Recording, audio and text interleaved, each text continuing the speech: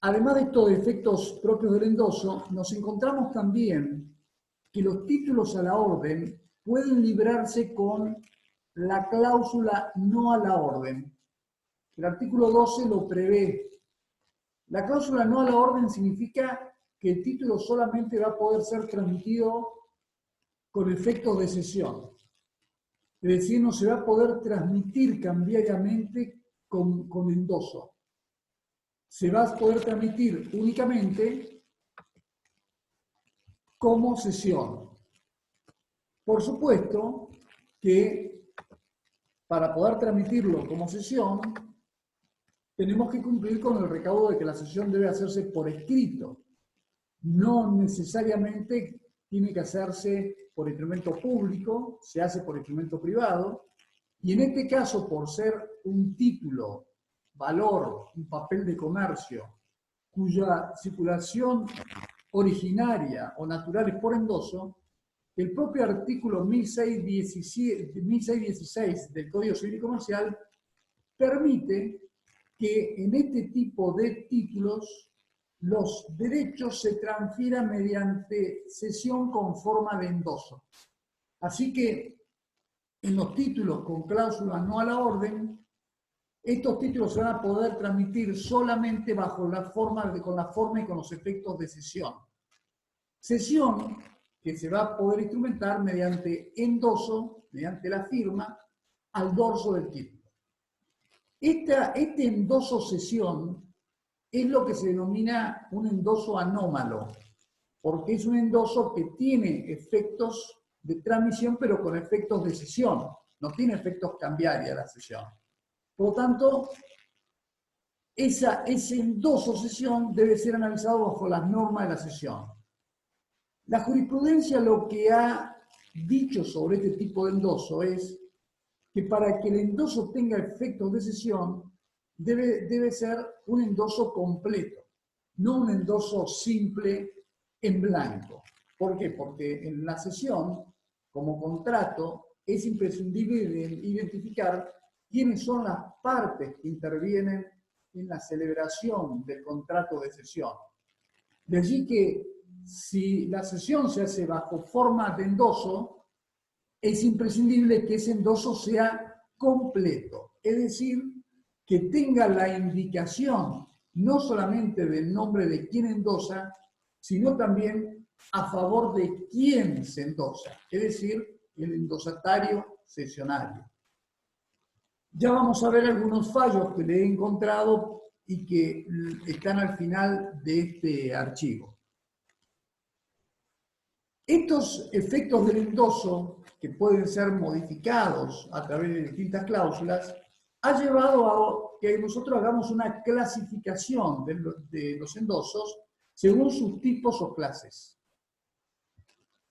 Estos endosos nosotros los hemos categorizado en endoso pleno, endoso completo, endoso parcial, endoso nominativo, endoso en blanco al portador, endoso en procuración, endoso en garantía, endoso sin garantía, endoso con cláusula de prohibición de endoso, endoso no a la orden, endoso imputado. Vamos a ver cada uno de estos. Endoso pleno.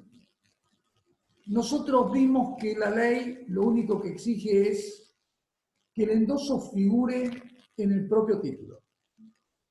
Pero no es necesario que el endoso contenga todos los datos de la persona a favor de quien se endosa o a favor de quien se transmite el título. De allí que el endoso es completo cuando con la firma se agregan todos los datos de quien endosa y también los datos del beneficiario del endoso. Este es un endoso completo.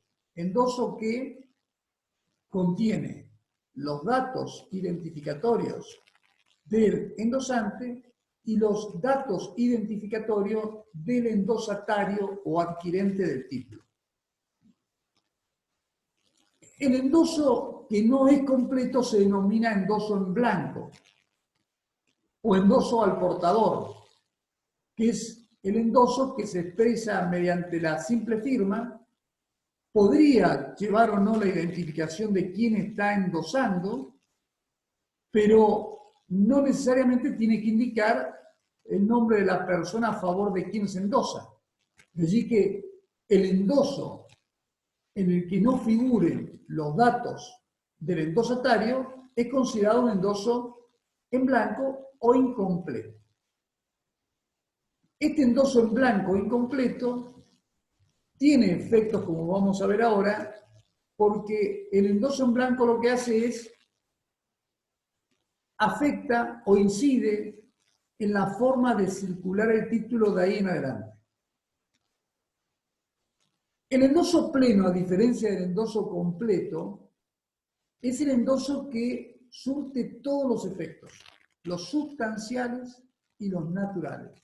Es decir, un endoso que tiene por efecto sustancial transmitir la propiedad del título y a su vez legitimar al adquirente como propietario del título o titular de todos los derechos que surgen del título, y además convierte al endosante en garante solidario sin límite de ningún tipo. Pasa a ser un responsable más en el nexo obligacional. Ese es un endoso pleno. De allí que nosotros podemos tener un endoso completo, porque están todos los datos de endosante y endosatario, y pleno a la vez, y podemos tener un endoso completo que no sea pleno. Ejemplo de un endoso completo que no es pleno es cuando, por ejemplo, al endoso le restamos algunos de los efectos naturales propios. Por ejemplo, cuando le quitamos la función de garantía, se la excluimos o se la limitamos. ¿Por qué? Ahí vamos a tener un endoso completo, pero con efectos limitados en cuanto a la garantía. Lo mismo sucede cuando se transmite el título con un endoso completo, pero no en propiedad, sino, por ejemplo, cuando se transmite el título en garantía o cuando el endoso es en procuración, porque en este caso el endoso no tiene por efecto transmitir la propiedad del título, sino la simple tenencia o posesión del título para que el endosatario ejerza los derechos. Pero los va a ejercer los derechos que surgen del título no a nombre propio, ¿sí?, sino a nombre y por cuenta del endosante, que sigue siendo el titular y propietario del título. Esta es la diferencia entre endoso pleno y endoso completo. Repito, en endoso pleno se dan todos los efectos sustanciales y naturales del título, en tanto que en el endoso completo lo que tenemos es que están completos los datos identificatorios de endosante y endosatario. Endoso parcial. Dijimos que el endoso parcial es nulo. Por lo tanto, no hay posibilidad de título con endoso parcial. Lo que no impide es lo que vimos antes, que se afecten, que se limiten o morigeren algunos efectos del endoso, pero eso no convierte al endoso en parcial, como pasa cuando el endoso es sin garantía o hasta un monto determinado. Endoso nominativo. El endoso nominativo es cuando quien endosa indica a favor de quien endosa.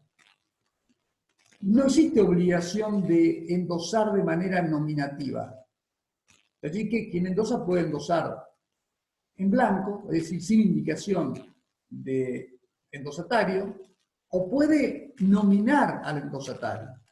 Esto también tiene efectos en la circulación del título porque a partir de un endoso nominativo solamente va a poder transmitir y endosar válidamente aquel que recibió el título con un endoso a su favor. Por lo tanto, va a ser ese endosatario nominado el único legitimado para volver a transmitir y endosar. Y lo va a poder hacer él o, en su caso, su representante, convencional o legal. Recuerden ustedes que en materia de obligaciones cambiarias se necesita, el representante debe contar con facultades expresas, lo que antes el Código Civil hablaba de poder con facultades especiales. Hoy el Código Civil y Comercial habla de facultades expresas para poder obligar cambiariamente. El endoso en blanco o al portador. Ahí yo le menciono las normas de los artículos 1839 y 1843 del Código Civil y Comercial y los artículos 13 y 15 del Decreto Ley de Letra de Cambio y Pagaré. Lo mismo rige también para, lo que voy a decir ahora rige también para los cheques. El endoso es en blanco cuando quien endosa no indica a favor de quién lo hace. Por lo tanto, ese endoso en blanco hace que a partir de ese momento, quien recibe el título tiene tres opciones. Una opción es completar el endoso con su propio nombre. ¿Para qué completar el endoso con su propio nombre? Para asegurarse que si el título es extraviado, nadie va a estar legitimado para poder ejercer los derechos porque la persona que lo encuentra, que posee el título, no coincidiría con quien figura en el endoso. Por lo tanto, el endosatario puede completar el endoso en blanco con su nombre. Y esto le asegura que solamente va a poder ser transmitido a partir de ahí si él firma. Se va a requerir necesariamente su firma para transmitir válidamente el título y poder legitimar.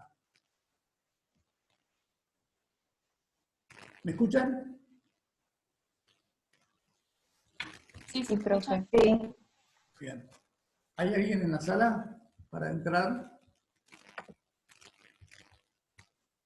No. ¿Están viendo ustedes la diapositiva esta? Sí. Sí, profe. Bien. Sí, profe, Perfecto. se ve re bien. Ese endoso en blanco puede hacerse también, me refiero sin indicación de beneficiario, con una cláusula que diga al portador. Endoso al portador. Decir endoso al portador es como un endoso en blanco.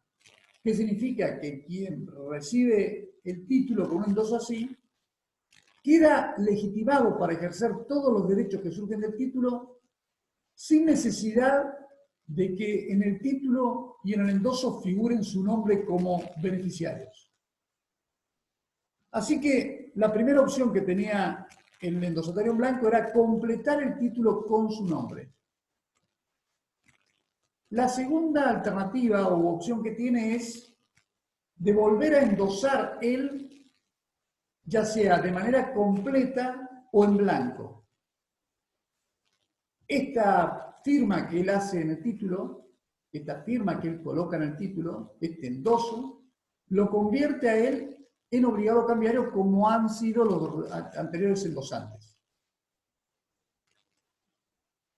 Este endoso que él hace puede ser un endoso completo o un endoso en blanco o un endoso al portador.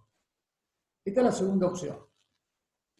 Otra opción que tiene quien recibe el título con el endoso en blanco es hacerlo circular a partir de ahí sin endosarlo. Es decir, transmitiéndolo manualmente como sucede con los títulos al portador.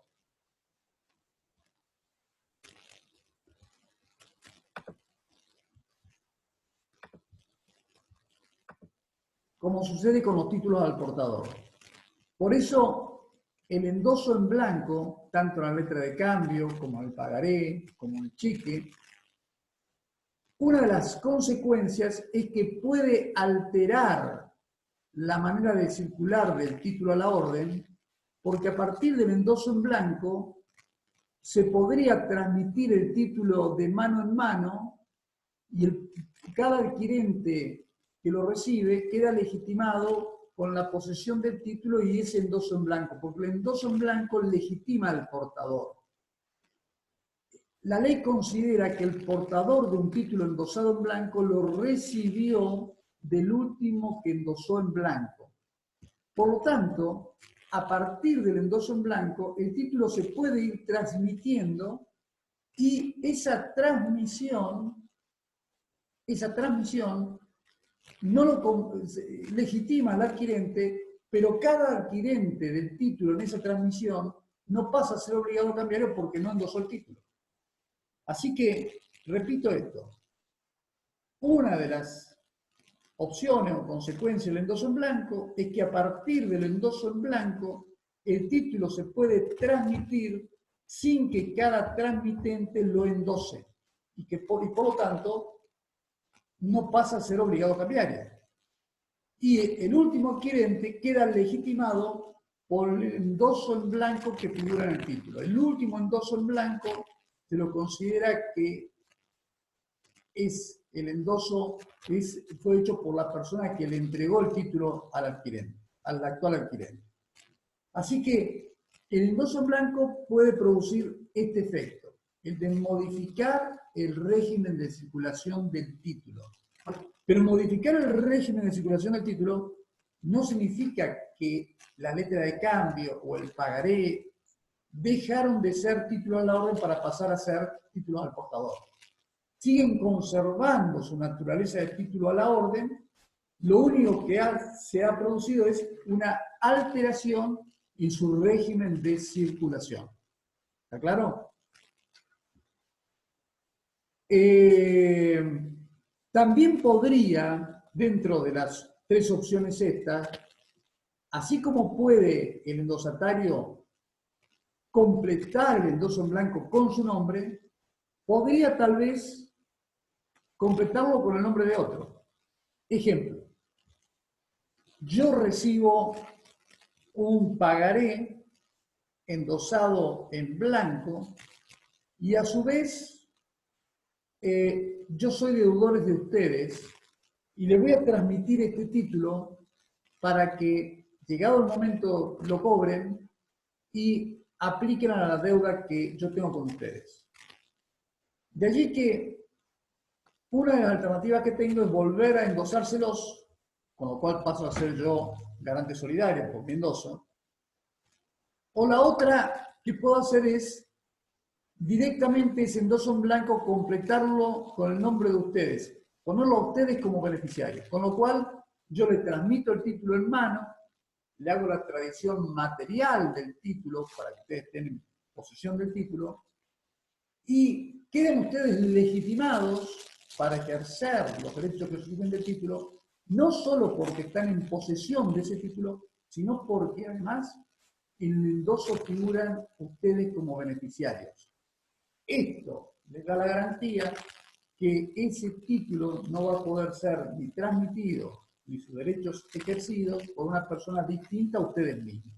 Esta es otra opción que tiene el adquirente de un título endosado en blanco. Completar el endoso con su nombre o completarlo con el nombre de un tercero. Bien. Endoso en procuración. Otra modalidad del endoso es el endoso en procuración. El endoso en procuración equivale a mandato. Acá, quien endosa lo hace a favor de una persona determinada para que esta persona ejerza los derechos y acciones que surgen del título en nombre y en representación del endosante. Es un verdadero mandato con representación. Esto está previsto tanto en el régimen de letra de cambio y pagaré, artículo 13, artículo 19, y también en el Código Civil y Comercial, en el artículo 1844.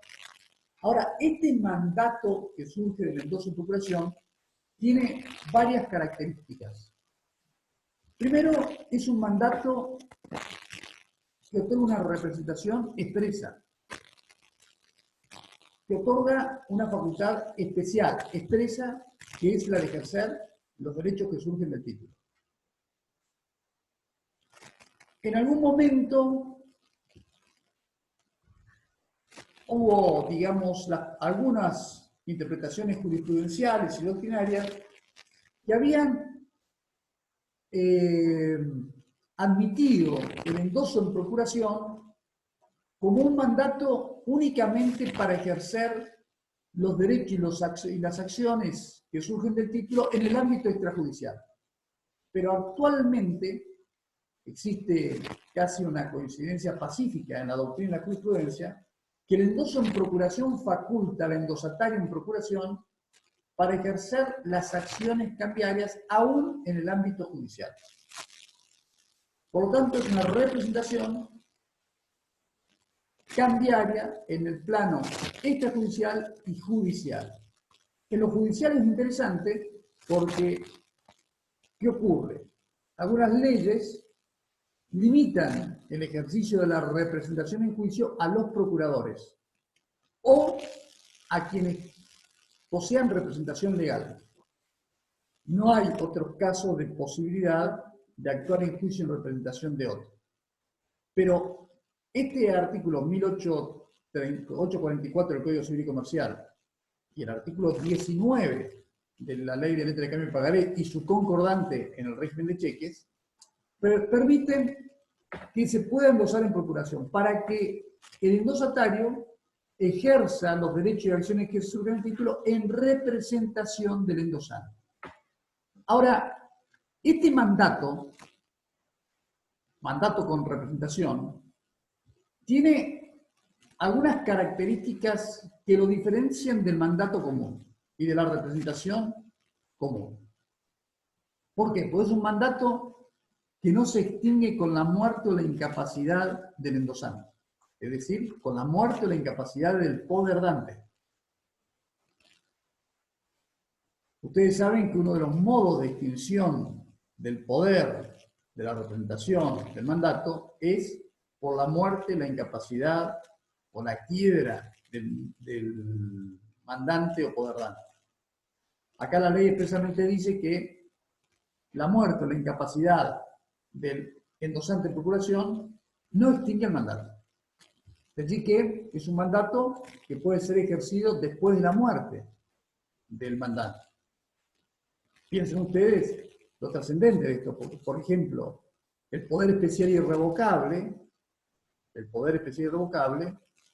se extingue con la muerte del mandante, excepto cuando el poder especial haya sido otorgado para actos particulares y estos actos se hubiesen comenzado a ejecutar antes del fallecimiento y tienen que culminar, de formalizarse después del fallecimiento. Si hubo inicio de los actos esos antes del fallecimiento, el poder especial irrevocable del Código Civil tiene eficacia post-mortem para terminar el acto jurídico iniciado con anterioridad. Pero en el caso del endoso en procuración de los títulos valores cambiarios... Profe, ¿sí? a una compañera se le desconectó. Está pidiendo si la puede aceptar. Bien. Aprovecho para lo siguiente.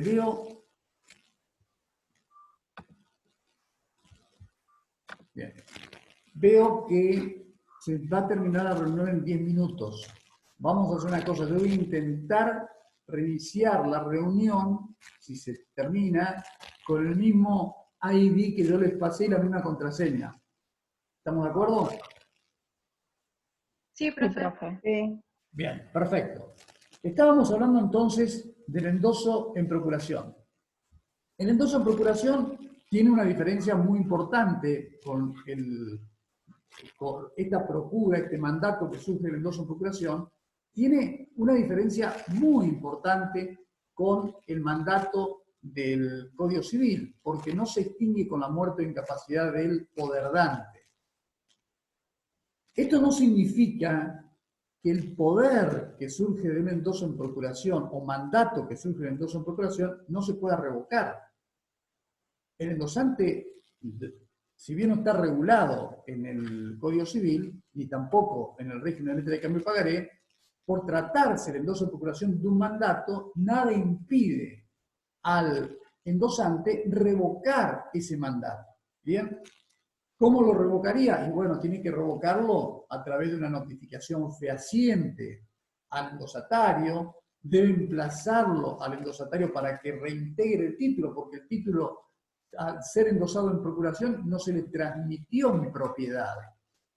Y por otro lado, el endosatario en procuración como mandatario, como apoderado, está obligado a rendir cuentas y está obligado a actuar con la diligencia que lo hace cualquier buen hombre de negocios que gestiona derechos ajenos. Él va a tener que actuar en tiempo y forma para ejercer todos los derechos y acciones que surgen del título y además hacerlo en tiempo y forma para evitar la caducidad de las acciones cambiarias o de los derechos que surgen del título. Es decir, va a tener que adoptar todas las medidas de conservación de los derechos que surgen del título. El apoderado, entonces, a través de un endoso de procuración, puede ejercer todos estos derechos y acciones, tanto en el ámbito extrajudicial como en el ámbito judicial. Puede también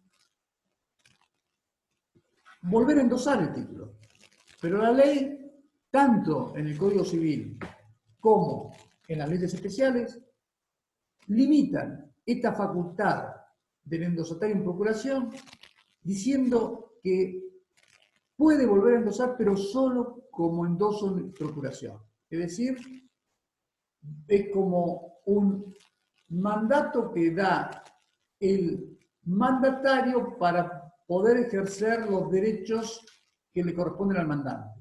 Es un submandato. Este nuevo mandato lo hace el endosatario en procuración en aquellos casos en que resulta imprescindible designar a otra persona para poder realizar determinado acto cambiario que él por razones materiales no lo puede hacer, o por razones jurídicas. Pensemos, por ejemplo, de un endoso en procuración mío a favor de ustedes para que ustedes realicen determinado acto cambiario, como puede ser el protesto del título o la presentación del título para que sea pagado al momento del vencimiento por el obligado. Y que por determinadas razones el obligado cambiario se ha mudado de domicilio y ya no está, ustedes ya no tienen posibilidad de poder presentarle el título al momento del vencimiento en razón de la distancia. Entonces lo que hacen es, para conservar los derechos que surgen del título, endosan en procuración a favor de alguna persona que está en el mismo lugar donde reside actualmente ese obligado cambiario. Ese sería un endoso en procuración. Pero tanto ustedes como el nuevo endosatario en procuración estarían actuando como apoderados, sería una delegación del poder, como apoderados del endosante en procuración. Y repito, esos endosatarios solamente están legitimados para ejercer los derechos que surgen del título y las acciones, pero lo van a hacer en nombre y en representación del endosante, es decir, del mandante.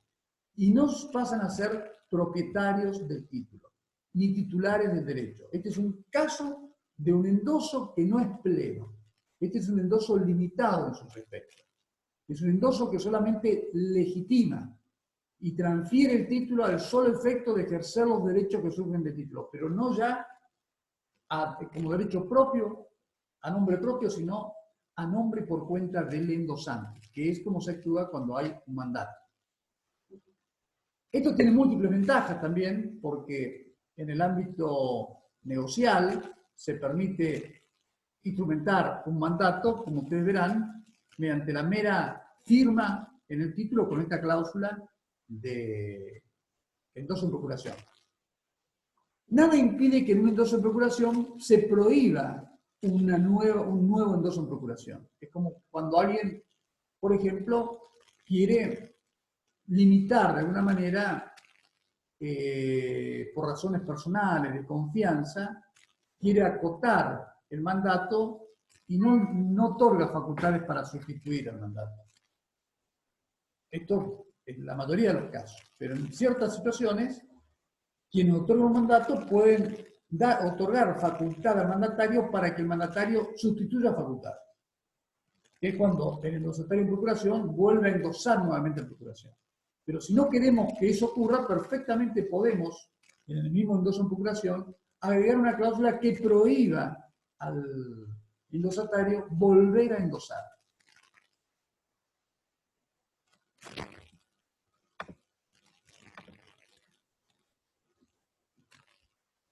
Sí, no hay que, esto genera algunos inconvenientes cuando se trata de casos de revocación del mandato o de la procuración.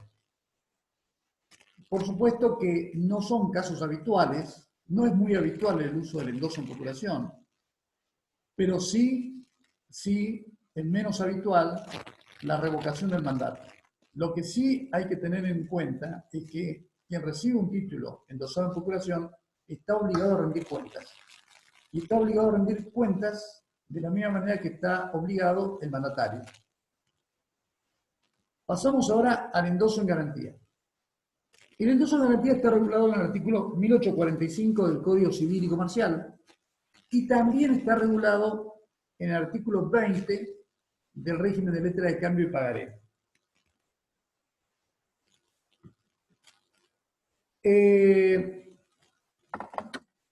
También es posible el endoso en garantía en los cheques de pago diferido.